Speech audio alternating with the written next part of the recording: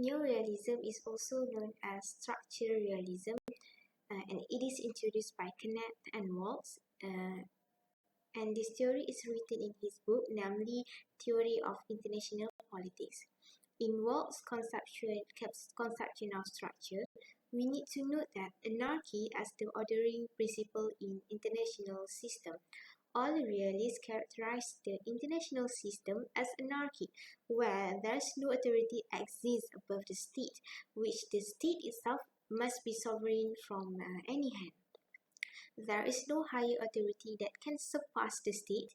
The state has the absolute power on its area.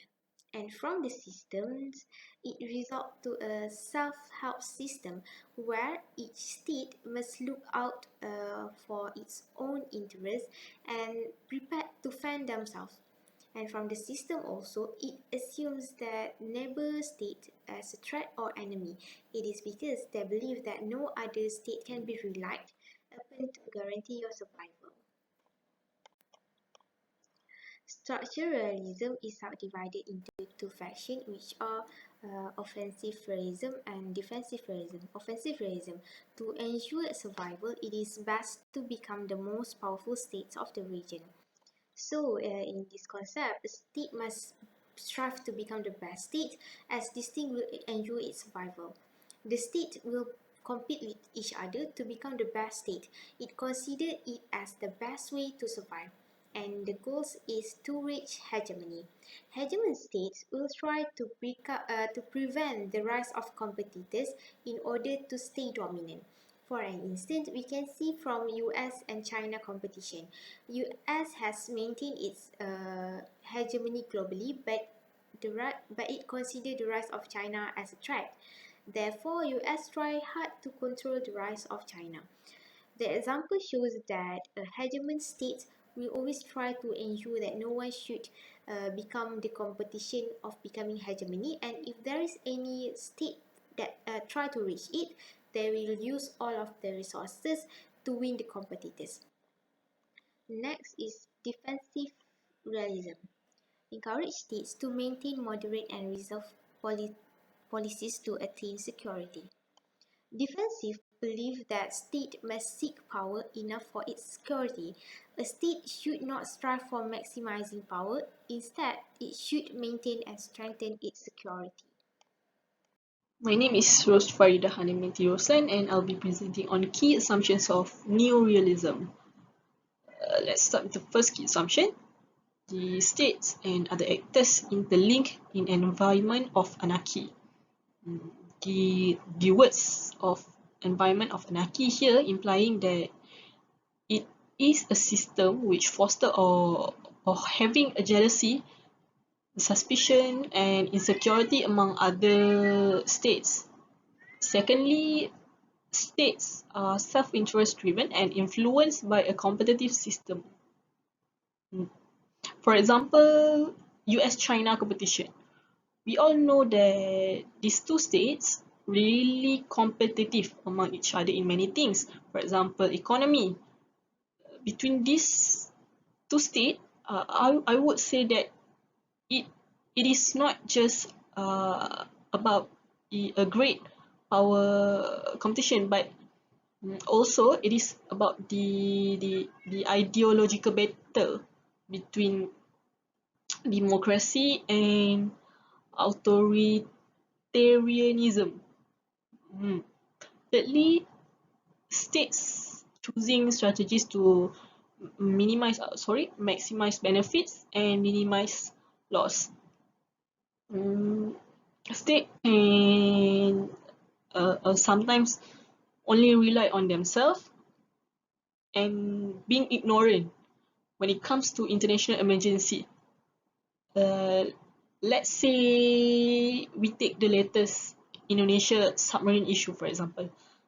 If Malaysia adapt this new realism theory, Malaysia would not send any help to Indonesia. Why? Because Malaysia gain nothing from helping them, and Malaysia won't be having to spend their precious money to other country. Next, they see other states as a threat and as a threat against themselves. We take a look again at the US-China. We all know that China possesses the world's second largest economy, and it actually could surpass the US United States to take the top spot. US have seen this as a threat to them. So what did actually US do to China? US actually attempt to suppress China and start a new Cold War, which actually can cause severe disruptions to the world. Lastly, absence of morality. A state might decide to adapt some immoral strategies, such as war.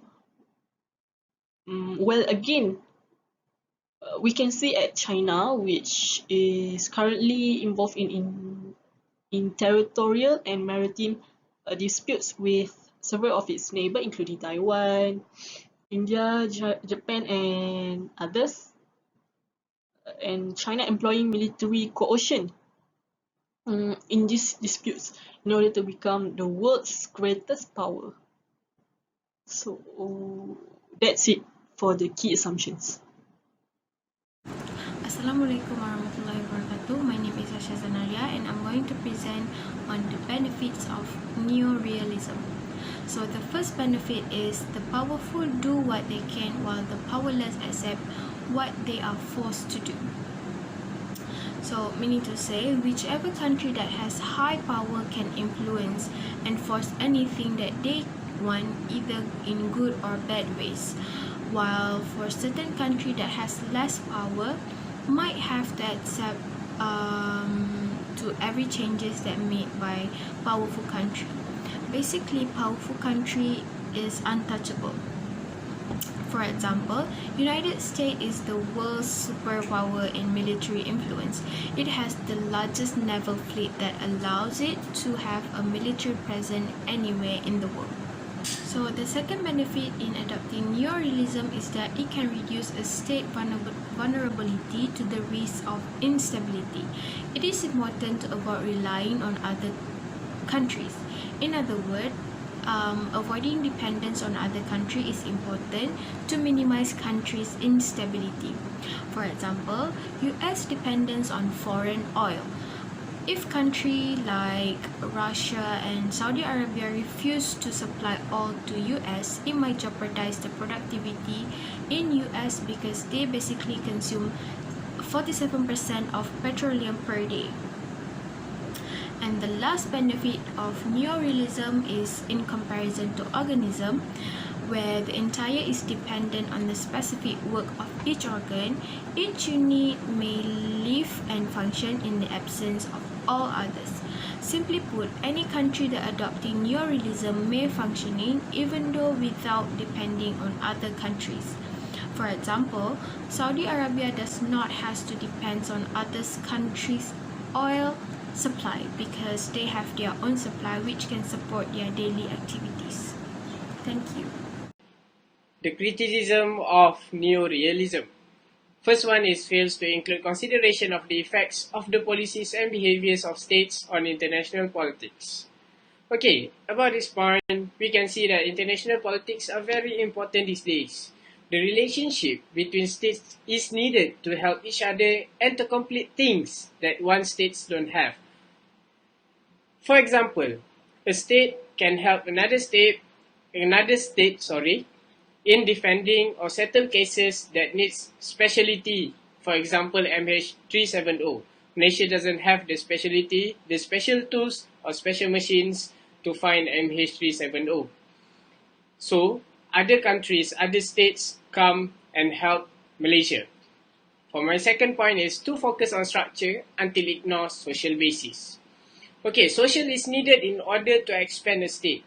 Change of ideas and technologies will help a state to be a developing state.